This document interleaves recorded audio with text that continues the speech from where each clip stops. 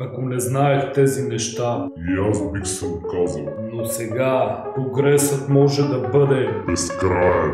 Абе, какво толкова има да знаеш, бе, брат? Без химия не става. Не, трябва четене, Поне малко зобче си трябва. повече четене. ясен и структуриран план. И много търпение. Това трябва. Предстои да разбереш защо. В епизода ще поговорим каква е същността на тренировката с тежести и до какво води тя.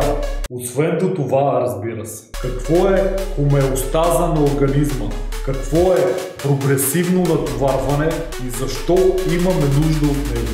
Обаче не такова натоварване от шефа или от колегите. Как да разберем, ако сме уморени или преуморени или имаме нужда от почивка? Да започваме.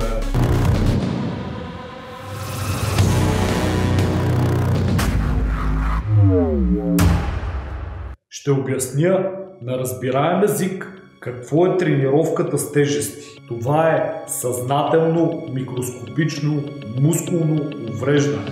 Задължително трябва да разгледаме тук какво е хомеостаза. Извинявам се за термина, а може би нямаш нищо против от термините, просто аз не ги харесвам. Всеки един организъм се стреми да остане в естествен покой или в баланс. И това се нарича хомеостаза, докато външни дразнители не нарушат този баланс. Сигурен съм, че се сещате за много външни дразнители. Много. Даже прекалено много. Живот. Това се отнася и за тренировките. Когато тренираме адекватно, Подчертавам адекватно.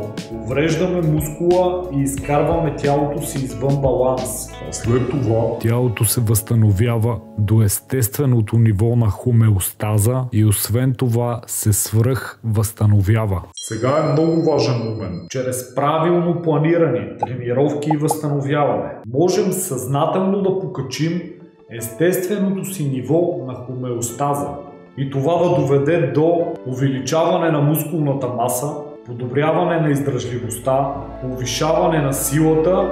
Ако сме направили всичко правилно, разбира се. Тук идва въпроса за прогресивното натоварване. Ако всеки път правим една и съща тренировка като трудност, то тя ще води до все по-малко и все по-малко стимул, докато накрая ефектът от нея бъде минимален или нулев. Затова съзнателно се опитваме да създаваме прогресивно натоварване. Добре де, брат. Аре вече казвай как да стане това. Прогресивно натоварване може да се създаде чрез Добавяне на Тежести. добавяне на Повторения.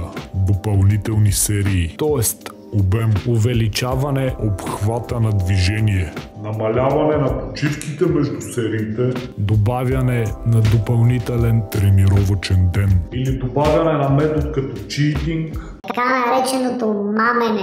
метода на дроп серия метод на асистиращи серии, или помощ от приятел. Но не в играта стани богат. Да се обадя на приятел. Преди малко искахте същото. Не, сега го искам твърдо.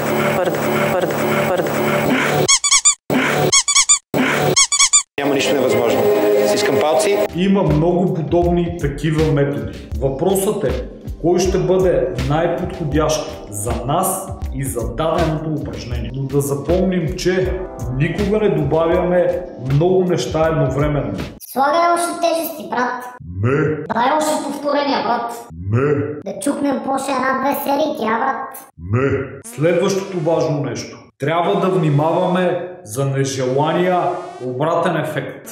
Тоест, Да претренираме. ако се надценим и постоянно правим тренировки, от които не можем да се възстановяваме, ефектът в дългосрочен план ще бъде негативен и това да доведе до умора, до преумора и до невъзможност за възстановяване. Затова е много важно да се намери Златната среда. между тренировки и възстановяване. И това ще доведе до Така желания прогрес. време е да дадем реален пример.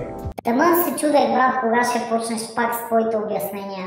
Взимаме за пример упражнение хоризонтална лежанка. Искаме да направим 3 работни серии на 100 кг по 8 повторения през 2 минути почивка за всяка серия. Ама ти верно ли дигаш 100 кг от лежанка, бе, брат? Леле! Това е просто пример. Иначе вдигам повече. Сега сериозно. Това са показателите за първата седмица. На втората седмица се опитваме да добавим поне по едно повторение на всяка серия. На третата седмица се опитваме да добавим поне по още едно повторение на всяка серия. А вече на четвъртата седмица добавяме от 0,5 до 1 кг тежест на лоста и започваме процеса отново. Това е опростен пример как можем да направим съзнателен прогрес чрез повторения. Очертавам съзнателен. Можем да използваме и други методи. Ето още един пример. Аре стига с тези примери, бе, брат. Дай нещо по-интересно. Избираме клекове за примерно упражнение. Ай стига с твоите базови упражнения, брат. Дай поне друго. Добре. Избираме бицепсово сгъване с лост. Ето как започваме първата седмица. Искаме да направим 3 работни серии с 30 кг по 8 повторения през 2 минути почивка за всяка серия. Това са показателите за първата седмица. На седмица 2 се опитваме да направим същата тренировка, но добавяме 10 секундно задържане след 8-то повторение на всяка серия. На третата седмица добавяме 20 секунди задържане след всяка серия, а на четвъртата седмица увеличаваме тежестта с 0,5 до 1 кг и започваме процеса отново. И така правим прогресивно натоварване чрез статично напрежение. Сега е време за няколко лоши новини. Първо, шанса да направим прогресивно натоварване без да си водим тренировъчен дневник. Това е тия, брат. Трябва цензура, че и малки деца гледат. Абе, шанса е минимален. Второ, не очаквайте просто, че ще си релаксирате в залата и ще имате супер резултати. Трето, много хора се отказват след определен период, защото не виждат резултати, защото не виждат развитие. Откъде да дойде това развитие? Не става без прогресивно натоварване. Четвърто, не е нужно да използвате препарати. Без малко химика не става, бе, братле. Става. Просто трябва Повече четене, добър и структуриран план и много постоянство и търпение. А това вече е трудно. Пето, не може винаги да прогресираме. Трябва да имаме разтоварващи и поддържащи мини периоди. Или казано иначе, периодизация. Сега вече знаем какви са основните принципи на тренировката, на възстановяването и на прогресивното натоварване. знаем и за какво да внимаваме. Много е важно как тези принципи ще се приложат за индивидуалните ни нужди. Затова изпробвайте различни методи. Разберете кое работи за вас и кое не работи. Учете се да слушате телата си. И бъдете много търпеливи. Дано съм бил полезен с този епизод. Благодаря и до скоро!